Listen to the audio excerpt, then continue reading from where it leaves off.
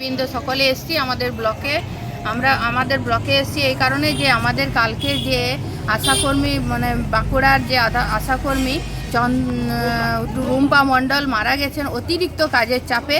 ওখানে যে সালতোড়া বিধানসভার যে আমাদের এমএলএ রয়েছেন উনি অত্যাধিক ফেসবুক জুড়ে যে আমাদের একটা ভাইরাল ভিডিও তৈরি করে দিয়েছেন যে আমরা নাকি চটিচাড়া আমরা চুরিভাবে কাজ করেছি, কাজ পেয়েছি।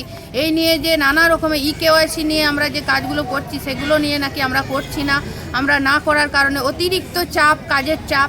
আমাদের শুধু তো কেওয়াইসি কাজ নয়, আমরা যখন জয়েনিং ছিলাম তখন তো আমরা মা শিশু নিয়েই কাজ করছিলাম।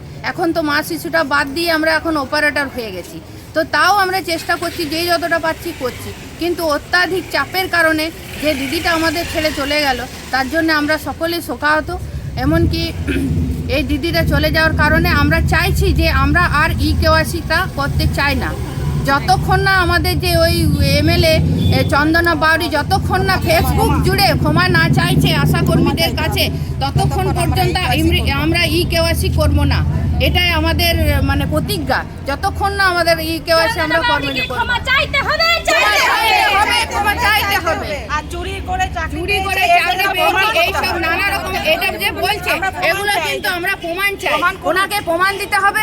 এমনকি উনি যে বলছেন যে কেন করতে পারে, উনি যে কতটা শিক্ষিত সেটাও কিন্তু আমাদেরকে প্রমাণ দিতে হবে যে আমরা যে মানে শিক্ষিত নয়, অযোগ্য এই কাজের জন্য।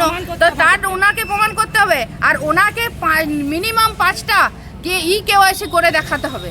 তাহলে জানবো যে হ্যাঁ উনি কতটা মানে দিগ্গজ বা পণ্ডিত বা উনি যে কতটা যোগ্য।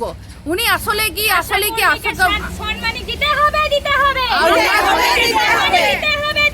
আমাদের সম্মান ফিরিয়ে দিতে হবে। আমাদের যে ফেসবুক যুগে যে অপমান আমরা হয়েছি ওনার দ্বারা, ওনাকেই আমাদের সম্মান ফিরিয়ে দিতে হবে। যতক্ষণ না আমাদের কাছে মানে ওরা স্বীকার করছে যে হ্যাঁ ওরা ভুল করেছেন উনি, ততক্ষণ আমরা কেওয়াইসি কাজ করব। এইটাই আমাদের দাবি। এই দাবি যতক্ষণ না পূরণ হচ্ছে আমরা কিন্তু করব না।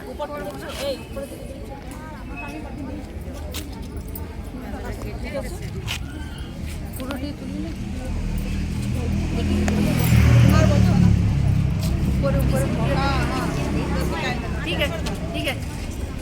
ফেসবুকে ছাড়বে, এডিট করে দেবেন না ফেসবুক